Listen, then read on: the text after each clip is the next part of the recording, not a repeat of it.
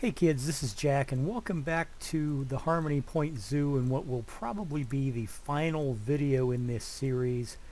I gotta tell you, it's been fun. I tried to do at least one video a day and I know I missed an entire week there, but you know, I've already explained about that.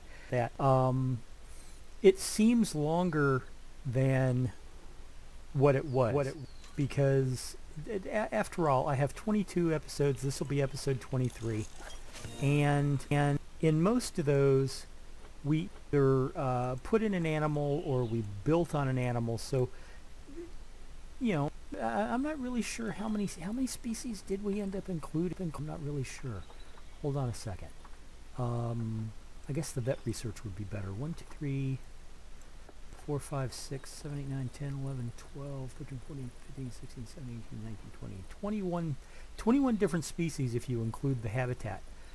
Or the exhibit species. And of course I removed one, so 22 species, 22 episodes. It seemed longer. I was having so much fun that it seemed to go on for a long time. It wasn't those cases where cases dragged and it didn't, you know, it was never boring. I always had fun on this. Even when it got frustrating, even when things didn't work the way I wanted, I was still having fun, and I hope you guys had fun too. So anyway, what I wanted to do in this episode is basically attend to the finishing details. Now, what do I mean by that? Well, take a look at these 3 buildings here. What we have here are 2 shops and a bathroom, but they're, you know, there's no no decoration, no set, no building. They just look, you know, bare bones. And what I wanted to do was I wanted to make sure before I closed out this franchise series, what I wanted to do was make sure everything was decorated, everything was themed. If you know what I mean.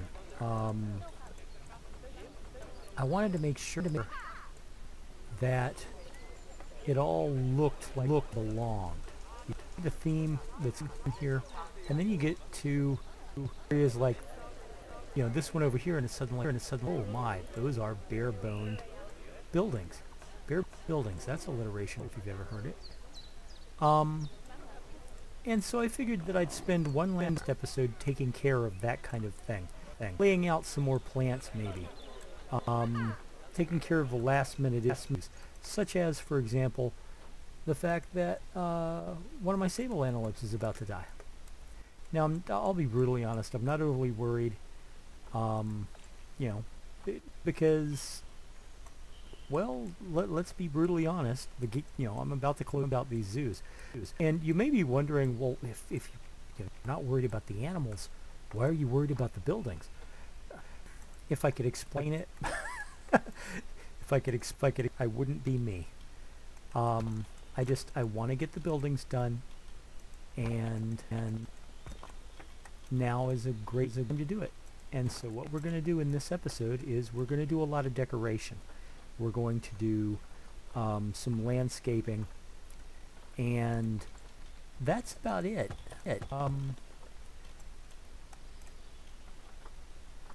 So I hope you guys don't mind. There's not going to be any habitats on this one, but at the same time, it's basically coming along with me to see the end of the zoo, to see the fulfillment of my vision for this particular zoo. And so I hope you can, you know, put up with me doing something other than animals, because that would just be wonderful. One last time before I start something new. As for what I'm going to be doing, I have been asked, well, you know, what's your plans for the next zoo? Well, I had an idea. It's going to be a little weird, but there is a place local to me, and it started out as a roadside attraction. Now, for those of you who aren't familiar with the idea, a roadside attraction was, back in the 40s and the 50s, before the interstates were a thing in the United States, where all the traffic was on the big roads and people took the back ways. You had the roadside attractions. Now, the roadside attractions, since people were driving around, whenever they wanted to go from, whenever someone wanted to go from, say, just to name two places, New York City to Los Angeles, there weren't any, truly big highways, in what we think of, in the modern sense. They just weren't. So, there'd be motels and hotels and diners and, you still got that. You still got that kind of thing with the diners and the hotels. But what you don't have anymore are the roadside attractions. You see, driving cross country is boring, especially if you're supposed to be on vacation anyway. So, imagine you're in the car with your family and you've stopped off at this local motel, and you've been in the car and you're bored and the kids are screaming. What is there to do? Well, it just so happens that you passed, on the way in, you passed a sign that read Alligator Farm. Ooh. Kids have never seen an alligator. This is their chance to see them up close and under controlled conditions, and or it could be almost anything. I mean, roadside attractions are an American staple. They're a part of a lost culture because they're not as big anymore. But if you look around for, you can still find them. Rock City in Georgia, up near, or is it in Tennessee? It's either in northern Georgia or southern Tennessee. It's near where Chattanooga is on the border, and Rock City. It's hard to describe, but it's a roadside attraction. All right, that's a Monsieur Fitz. Dinosaur World here in Florida. It's basically just a maze with a bunch of dinosaur statues, but people still stop at it, and they seem to enjoy it. It's one of those kind of things. And anyway, my idea for my next zoo is basically to do a roadside attraction style zoo. And we have one local to me. It's called Gatorland. It started off back in the late 1940s, and it started off as a gator farm, an alligator farm, and the person who ran it decided that they were going to make a little extra money by showing off the alligators to the tourists. And that is a gulpy soda, even though it's empty. So they so they put out signs, and they put a, the front of the building is a huge tacky green alligator, and to enter, you actually walk through this giant tacky green alligator's head. And they started off as an alligator farm, farming the animals for meat and for leather. Well, then came the night, and it stayed that way for a long time. The tourists would stop in and they'd be able to, hey, look, we have an alligator. It's a baby alligator, and you can actually pet the baby alligator. And people did, and they would, if they're going to, say, Miami and they're driving through Central Florida, and oh, hey, look, here's a chance. How many times would somebody from the north have a chance to pet a baby alligator. I mean, isn't that just cool? And so they'd stop off and, they'd pet the alligators. And so the owners of the alligator farm turned it into a zoo first. And, it wasn't just that you could pet the baby alligators.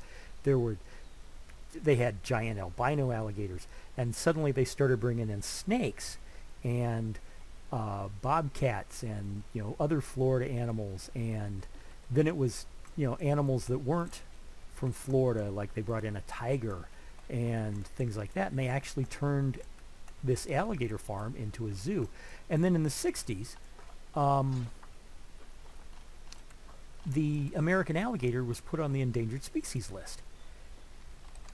And this alligator farm, which had previously been, growing the alligators for harvest, where they would, slaughter them regularly for meat and leather, well, they couldn't do that anymore because, the alligators were on the endangered species list. But what they could do is they could concentrate on the zoo aspect of this operation. And they could concentrate on actually conserving the alligators and making sure that the alligators survived as a species. And you know what? This rinky-dink roadside attraction that had previously been, huckstering to the tourists who were on vacation to the beaches, they became one of the greatest forces of conservation in Florida. And they actually got to the point where the alligator population in Florida is now so great that it was taken off the endangered species list. And for the most part, it's because this tourist attraction, this tourist trap, put the effort into saving the alligator. Now, sure, you could argue that they did it because they didn't want to lose their they didn't want to lose their gravy train.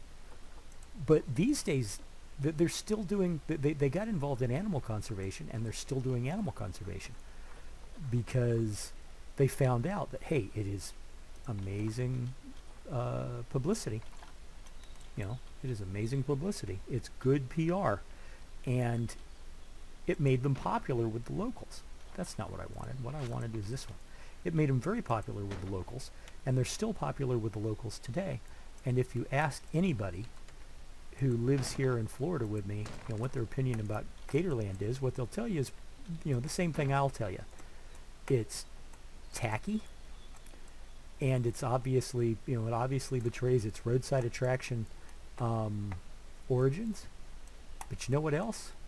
It's fun, and it's cool, because they take being a zoo seriously. So my inspiration for the new zoo is that kind of roadside attraction style tourist zoo. It's going to be relatively small. I will openly admit that, and I'm already putting together a list of animals, so I know what kind of animals it's going to have. And I know right now I can tell you, well, I'm not going to tell you, but I could tell you what the first habitat will look like, because as with a lot of these style zoos, the opening habitat, the initial habitat that you see when you walk in as a guest is going to be right there at the entrance. And I was about to say something, now I just completely lost my thought. So I know, for the most part, what kind of animals I'm going to have in this zoo. But it's going to be fun, I promise you. And I will tell you this, it's going to have a tropical bent. And I find it ironic, for all that I complained about the fact that it zooed like every 5 minutes in this zoo, well, it's going to be raining a little bit more often in the next one, because I'm honestly going to use a tropical nap. I'm a glutton for punishment. What can you say? But that's all right. I'm looking forward to it. It's going to be a tropical zoo with tropical animals in a tropical setting with a roadside attraction theme to it. And I hope that you enjoy what I do with it as much as I anticipate doing it. So let's get this place decorated. Now that I've been talking, yammering yammering your ears off, telling you about what's going to happen and telling you about this local zoo. I could talk about Gatorland, Florida for ever because it was such a part of my childhood growing up. It's local to where I grew up here in Florida, and as a result, I went several times as a child, and when my own kids were big enough to when my own children were big enough to go, I took my kids because it's sort of a tradition. And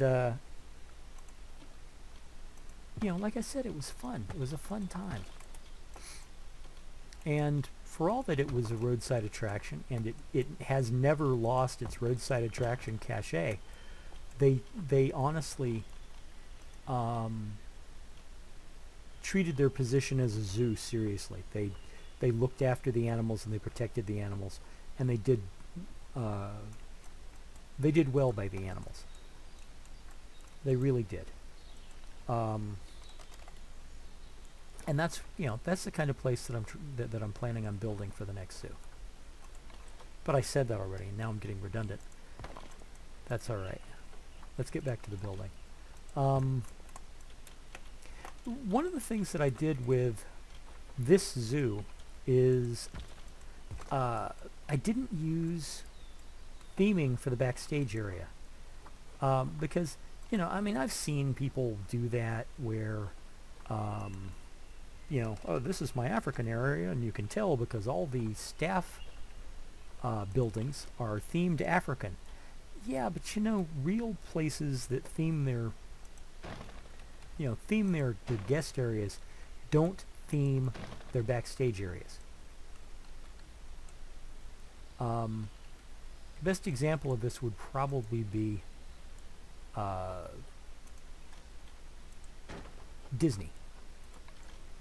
Disney's all about the theming. They honestly, it's part of their corporate mantra, if you will, that their facilities are divided up into two areas. You have the onstage area, which is where the guests are, and you have the offstage area where the employees work.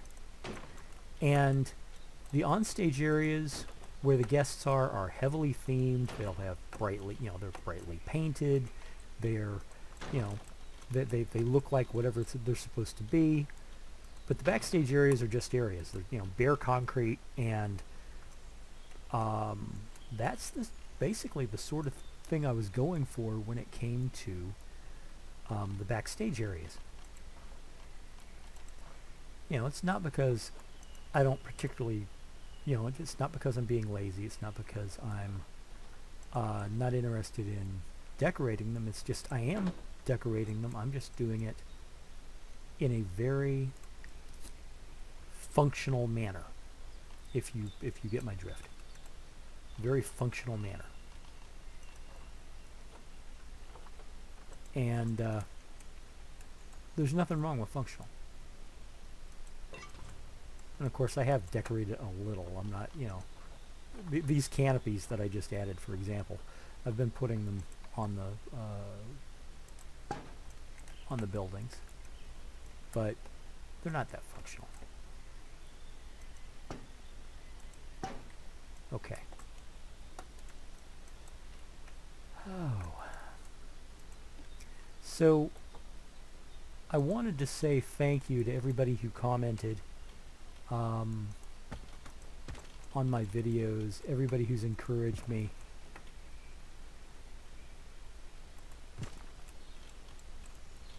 And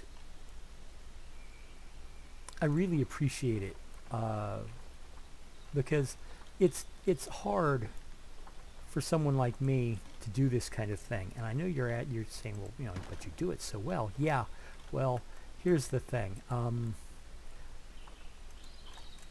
I get stage fright, something awful. I really do.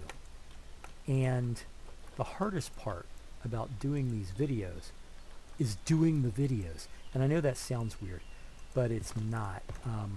It's exactly what I mean to say, because I can, you know, I can plan out these videos and I'm like, okay, you know, in this next one, I'm going to do hippopotami, and they're going to look cool, and I've got an idea for the, you know, I've got a great idea for the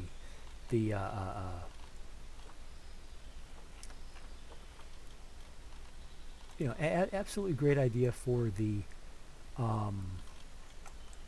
habitat, and the hippos are just going to be happy animals, and it's going to look really great.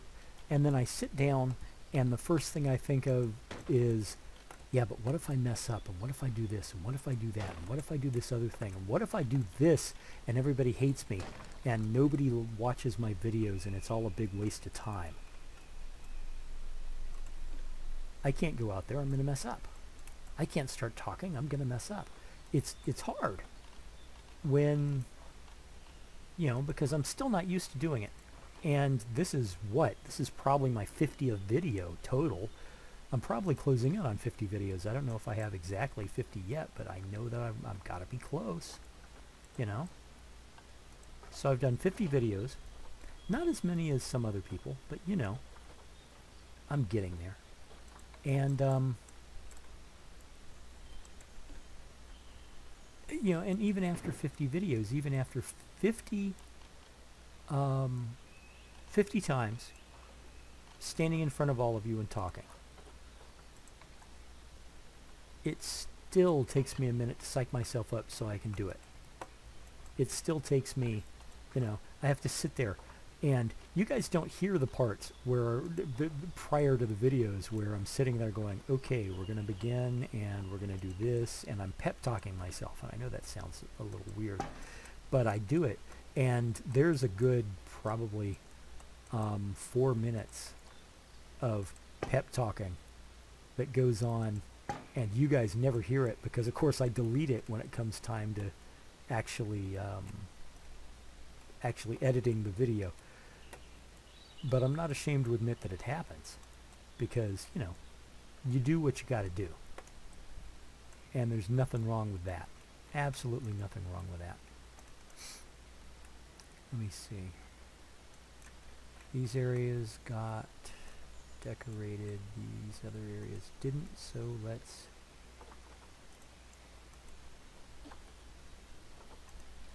do this bit back here.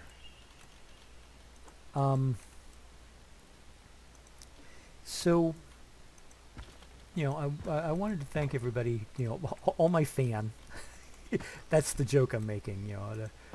I was amazed to find out that I had a fan. And the truth is, there's more than one of you, and I do really appreciate the fact that you've been so supportive. And I really appreciate the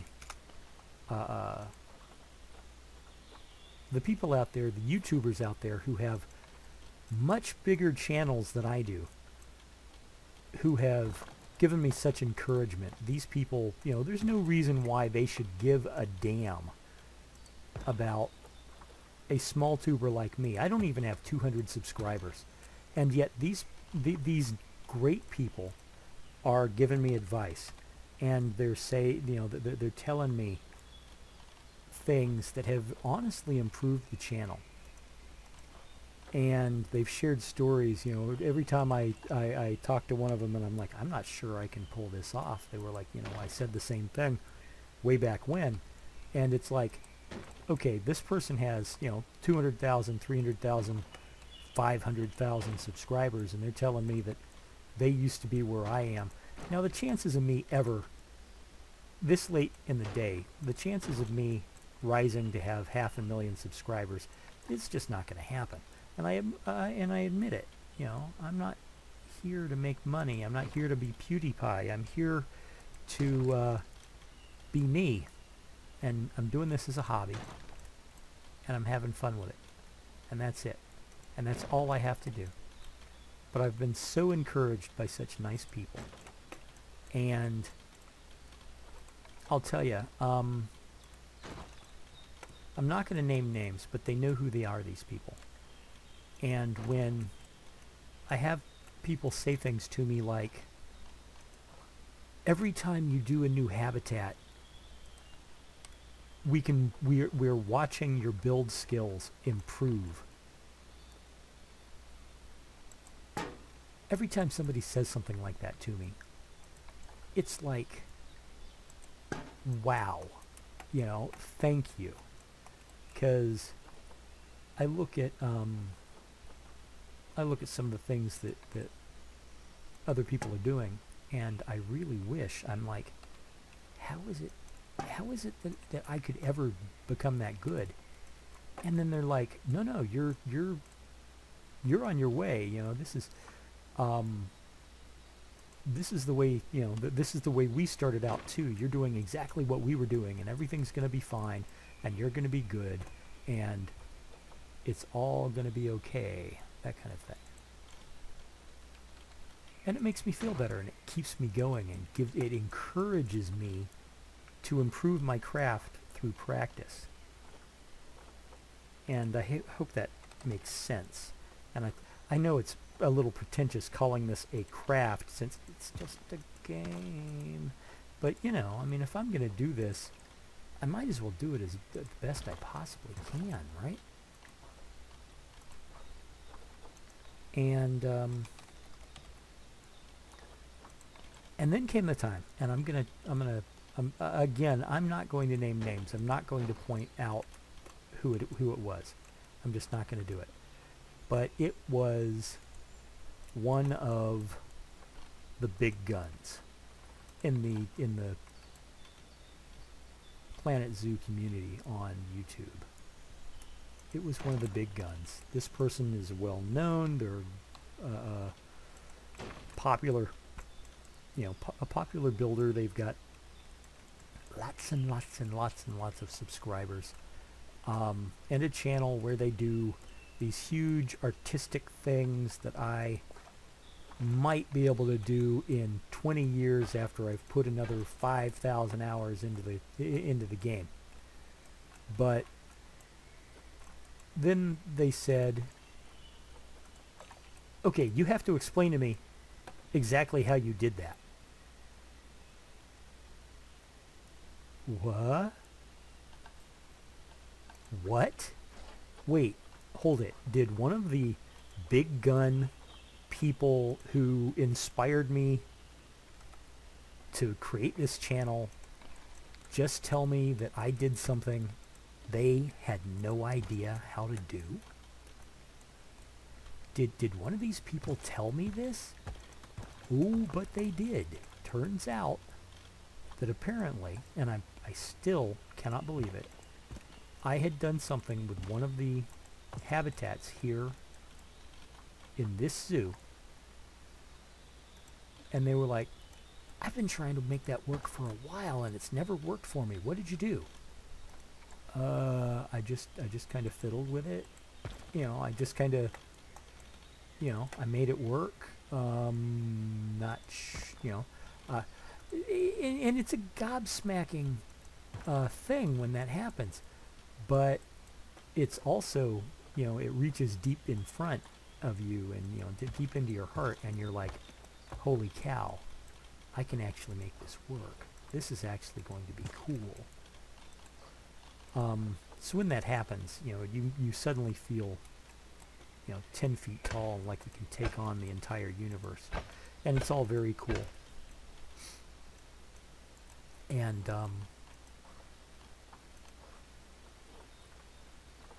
I don't want to make it sound like I'm doing this for the accolades and the approval, because I'm not. I'm doing it because I'm having fun doing this. You know, that's just the truth of it all. I'm having fun with the videos. I'm having fun with the games itself. Oh, that's something else. Yeah, hey, I'm going to be starting a new Let's Play series with a new game. I haven't decided exactly what the new game will be. I do have several options. And I know that I want it to be a little bit different from what I've been doing. Granted, there's going to be a limit on how different I can be, because right now I'm doing a simulator game and I'm doing an RPG, and the two types of games that I really like playing are simulator games and RPGs. So, you know, expect more of those in the future.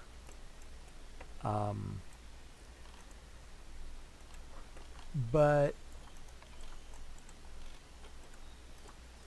the game that I'll be playing, you know, I'm going to pick a new game, and it'll all depend. It'll depend on several things. I mean, the first thing is, you know, am I interested in playing it?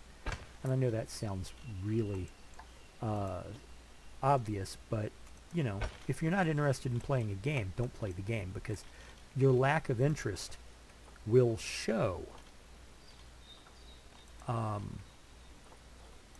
If you're not enthusiastic about the game, people watching your videos will be able to tell. And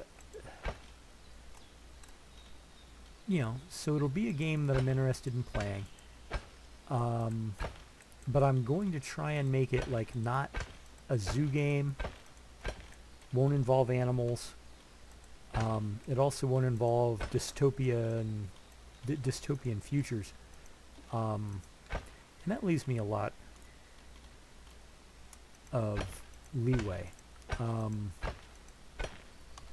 You know, I've had several suggestions for what to do next. I might do, I don't know, I might do one of the Batman games. I might do one of the Fallout games. I might do,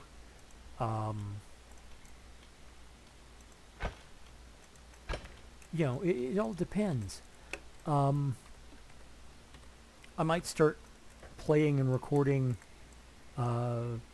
Magic the Gathering Arena. That's something I wouldn't mind doing. Although the problem with me doing that is I tend to swear if I get too frustrated, and you know, nobody wants to hear me swear. But I'm gonna figure it out. I'm gonna figure out what my next move is. I may start a Planet Coaster Let's Play. Although I warn you, if I start Planet Coaster, I'm nowhere near as proficient with Planet Coaster as I am with Planet Zoo, and to be brutally honest, I wouldn't know what to do. I wouldn't know how to make it work, so it would be as if I was a complete and total noob to that game. To give you an idea, according to Steam, I've got over 2,000 hours built up playing Planet Zoo. I've got 6 hours playing Planet Coaster. So there, you know, so yeah. But hey, if you don't mind me learning along the way, you could always learn with me. You know, maybe we can do that. Or it might be one of the BioShock games, or it could be, heck, I might do Mass Effect. I haven't played Mass Effect in forever. Might be a game that I've never played before. In the same way that, you know, Cyberpunk, I've never played, you know, it's a brand new game. I've never played it before. I have some old games in my possession that I bought because they were on sale, older games. And, you know, I've never played them. And some of them, you know, it's like Wolfenstein. okay, I remember the original Castle Wolfenstein. I've never played any of the quote-unquote modern versions. Just the one that was really popular back in the 90s. Or, what is it, Left 4 Dead? Haven't played Left 4 Dead. Haven't played any of the Grand Theft Autos. Haven't played, there's a whole bunch of Lego games I haven't played. So, we'll figure it out. I'm going to, but I'm looking forward to starting a new game.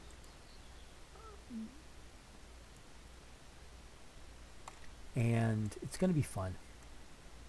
Because if I'm not having fun, I mean, I'm hoping to entertain you, but let's be honest. My primary goal here is I'm doing this for my own entertainment.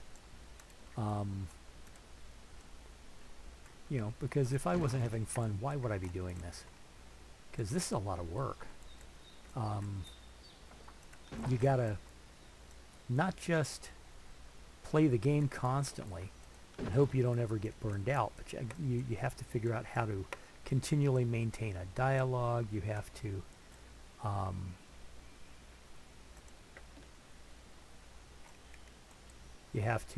keep up the interest in the game. You have to get the crowd interested in the game. I'm going to take a quick drink of water.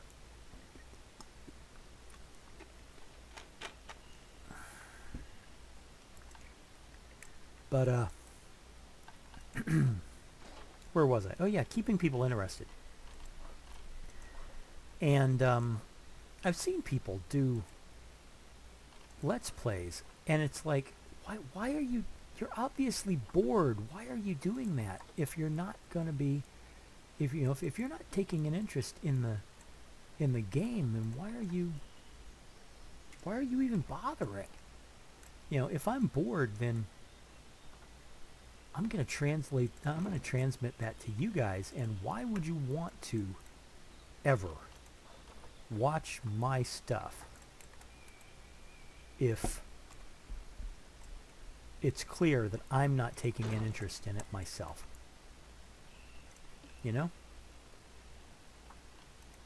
So I am never going to do I'm never going to do a video about something I'm not interested in. I'm just not gonna.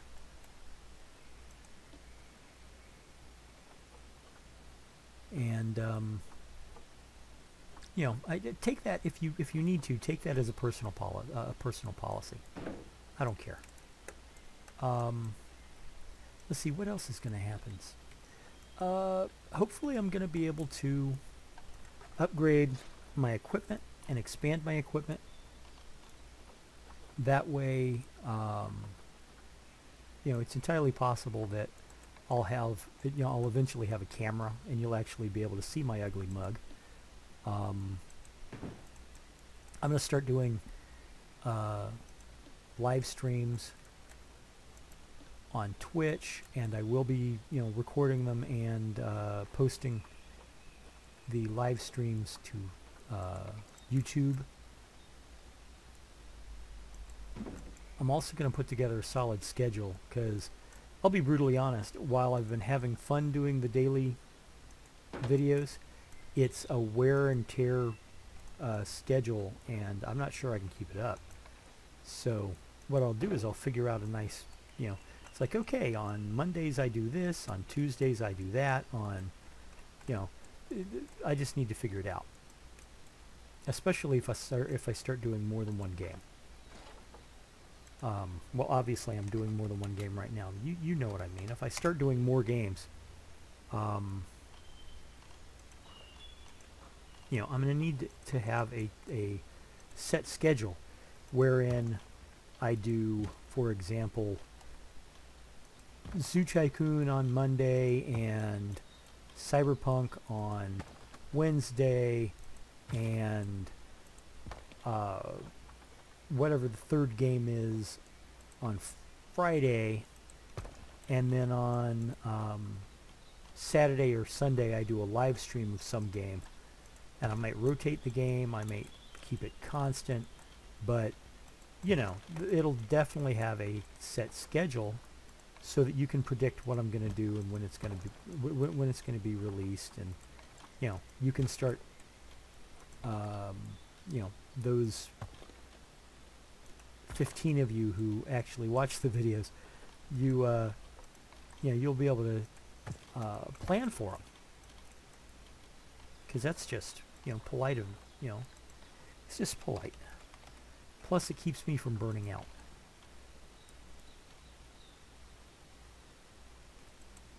It would be so easy to burn out if you overdid it. I've talked to people, you know, some of the other YouTubers, and I'm not just talking about the YouTubers here in the Planet Zoo community. I'm talking about, you know, YouTubers in general. I've talked to them, and there's a lot of them who say that, you know, they warn me, you know, I mean, doing a new episode every day is a good deal, but it's entirely possible to burn out. You know, there are exceptions.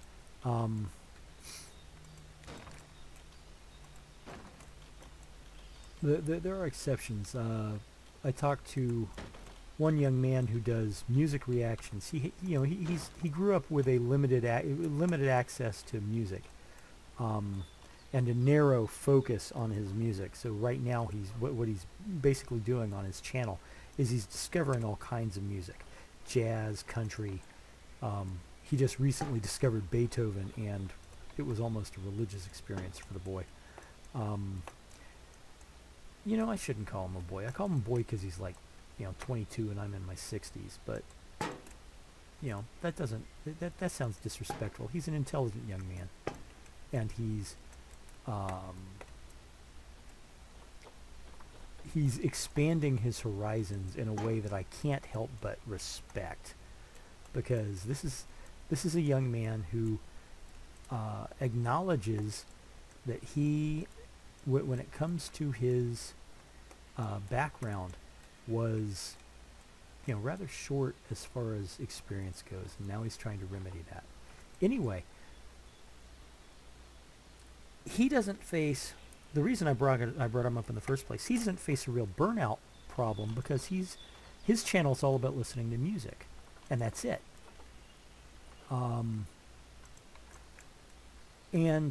if I was listening to music, I'd never burn out either, because, for crying out loud, there's an infinite variety of music out there.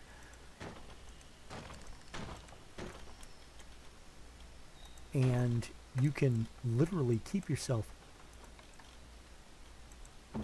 entertained. Excuse me, that was a yawn. What you didn't hear there was a yawn. You could, you know, if you're doing music, you can literally keep yourself entertained every single day with ease, because you're always discovering something new, and it's always fascinating and fun.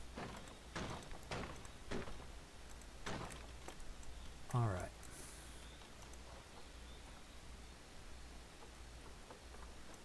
Oh, I may have to null out my microphone for a moment. I've got a sneeze coming. Okay, be right back.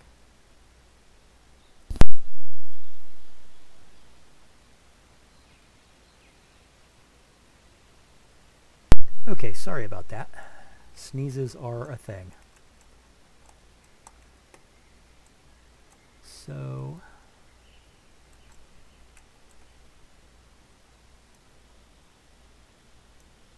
I'm not going to bother with that.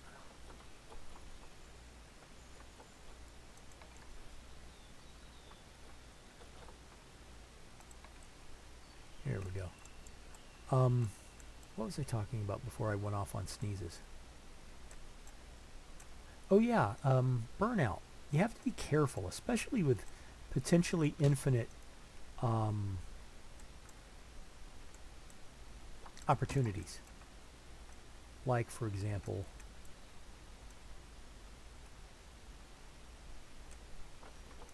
Planet Zoo. Playing Planet Zoo potentially is an infinite job, especially if I'm doing it in such a way as to, make it continual. Granted, we already know that there's limits on how many animals you can put into a zoo before your computer catches fire. And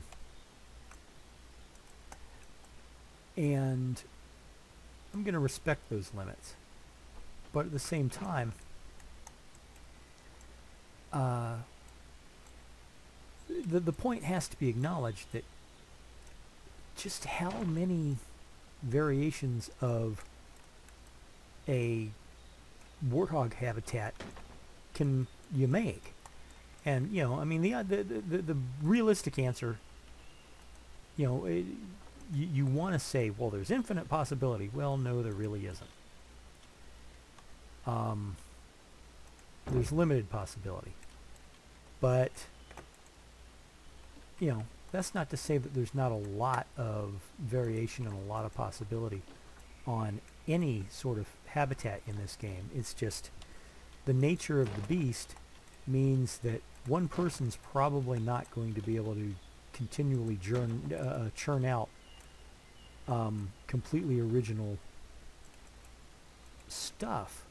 Sooner or later, a person will be doing what feels like the same things over and over, even if in small ways. Being creative is very cool, and it's wonderful, but at the same time, it's there's a reason why burnout is a thing, and that's because your creativity goes away. So what you have to do is you have to be very careful not to allow it to happen. And you do that by switching things up. You do that by trying new things. You do that by you do it by keeping things fresh and new. And it's not as hard as it sounds at first blush, because especially with something like, say, I brought it up, so let me talk about warthog habitats. I tend to have warthog habitats in all my zoos. I will say this: I am not going to be having a warthog habitat in my next zoo, in the tropical zoo, just because they're not a tropical animal.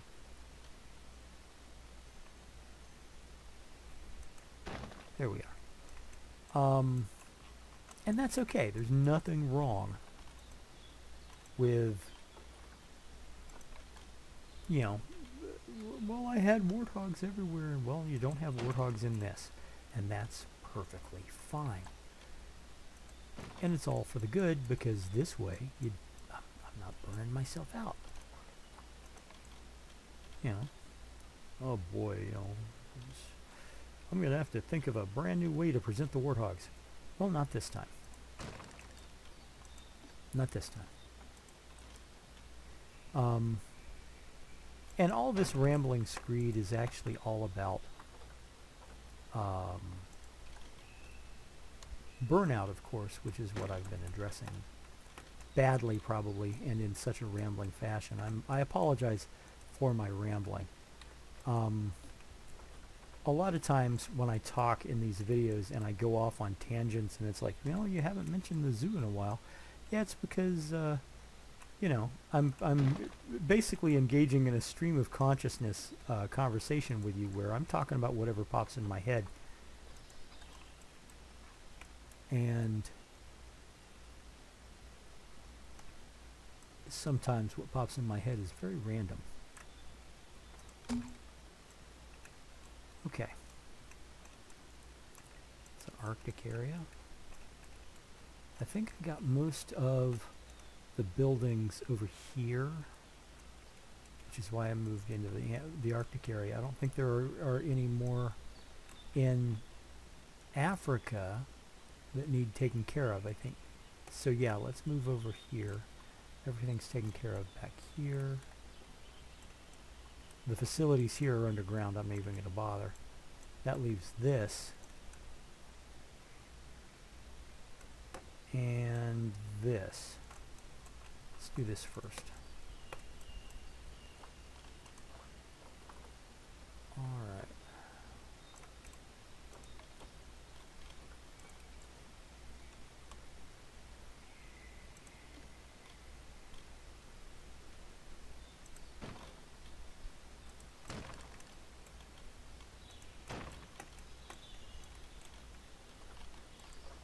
Okay.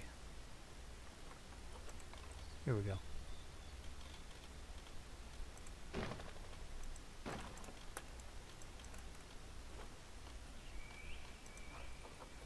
Very simple. Very easy. Facilities block. It's not pretty, but then it doesn't have to be. Now, we have our larger Arctic food court. You get another drink of water.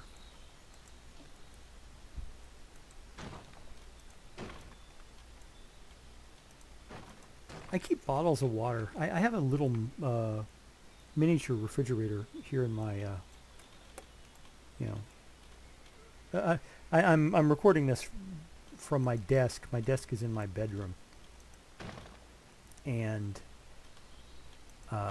nearby I have a miniature refrigerator.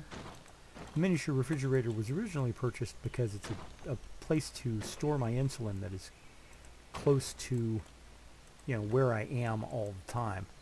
It was, just a wise decision. And but since insulin comes in little itty-bitty bottles, I had this entire refrigerator that I wasn't using. And so what I decided to do was I decided that I would keep drinks. And for all that I do occasionally indulge in, say, a diet soda every once in a while, for the most part what I keep in my refrigerator is water, because I drink water by the gallon.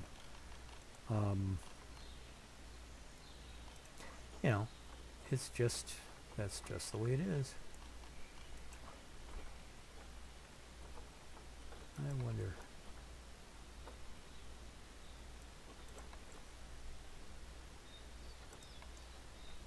Nah.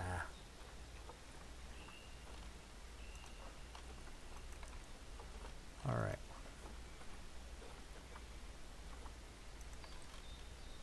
But so I have half a dozen or so bottles of water in my refrigerator along with my insulin, and occasionally it'll have something else in it. Like right now it's got my bottle of sriracha. There is nothing aside from maybe ice cream that I'm not willing to put sriracha on. I love my hot sauce.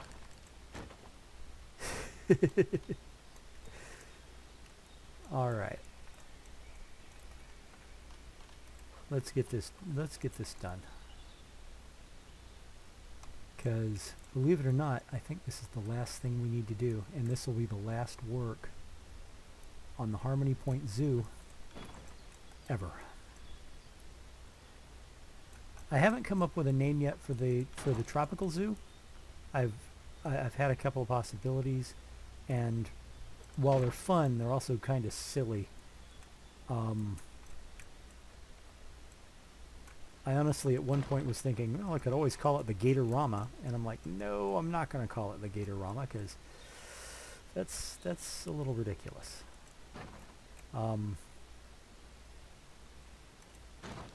But I'm also not going to, with Harmony Point, I went, what sounds like a meaningless, feel-good name that a zoo would actually use? And, that's what happened. I came up with a name that doesn't really mean much. I mean, it sounds pretty, but it doesn't really mean much.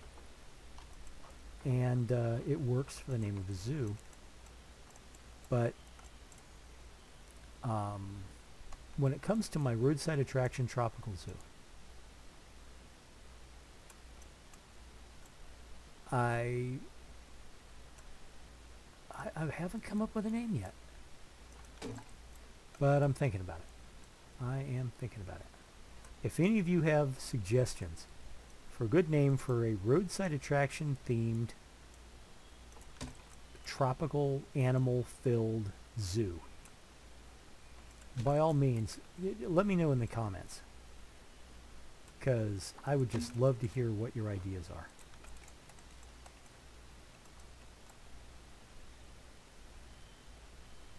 Okay. We are almost done, folks. Unlike other videos, I have to admit something else. I haven't been timing this, so I have no idea how long this is going to be. My attitude with this video was, I'm going to work it for as long as it takes.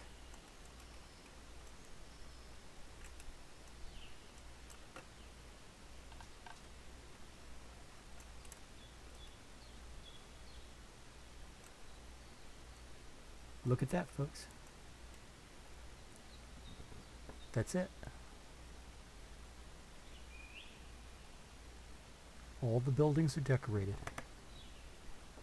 All the habitats are in place. All the animals are in place. Is there anything else that I could do? There is. There is.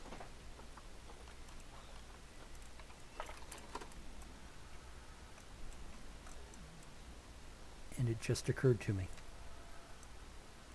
that there is something else I can do.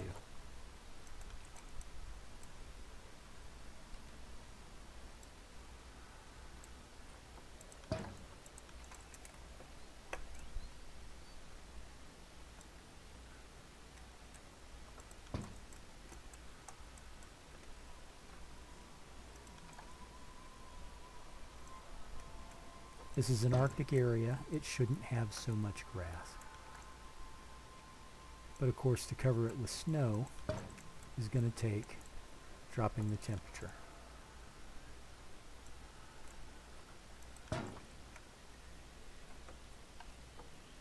Let's let this run for just a moment. And we'll bring this up to about there.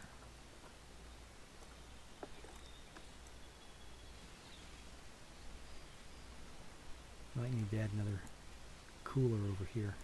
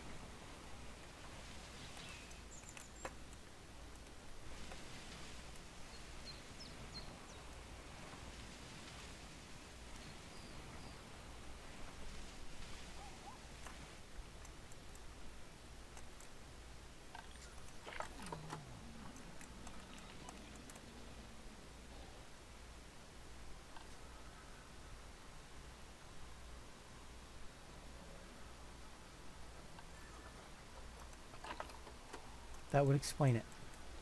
It's all... Well, you know what? That's okay. I put rock under it. That's okay. There we have it, folks. Harmony Point Zoo in all its glory. That's going to be my... That right there is going to be the title card. That's going to be the thumbnail. Right there. There we go. Folks, thank you very much for coming along with me on this journey. I hadn't ever worked with any of the Arctic animals before, so that was enlightening. It was fun figuring out how to make them feel at home.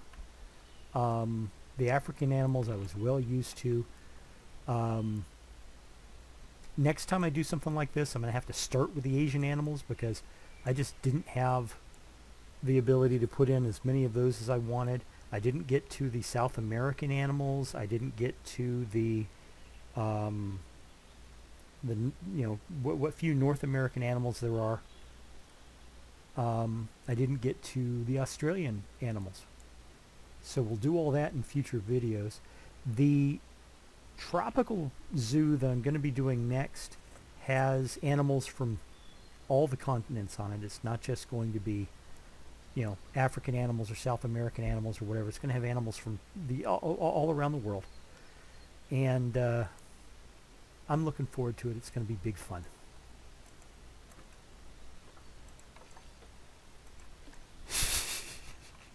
The water treatment plant's breaking down. You know what? That's okay. Once again, folks, thank you very much for watching. I have had a ton of fun with this this video series. I look forward to doing a new one. I hope you do too. You know, I hope you stick with me in my other games. I hope you know, if you're not, you know, I understand people have different interests, but by all means, give my other videos a try. Something else that I'm going to start doing, that my cousin Alana, who is a YouTube, not a YouTube, she's a Twitch streamer. She has given me an immense amount of advice, and she's encouraged me and kept me going, and she set me up so that I can do this in the first place. And you know, without her, I would not be even at the middling level that I am now. She, you know, we were discussing future content for my channel, and she said, well, you're an experienced Dungeons and Dragons player. And yeah, you know, I've been playing since I was 9 years old, which is a long time, folks. And it's like, well, why aren't you doing advice videos? How to play this? So that's another thing I'm going to start doing. I'm going to start doing, you know, hey, if you're interested in playing this game, here's what you need to know. You know, sharing my decades and decades of experience playing those kind of games. It's, you know, just another thing I'm going to be doing on the channel. So, for the last time in Harmony Point Zoo, I wish you all well. Thank you all for coming. Be safe out there, and of course, as you know I'm going to say it, be kind, folks. Kindness costs nothing, but it can change the world. Honestly, be kind. I will talk to you next time. Bye-bye.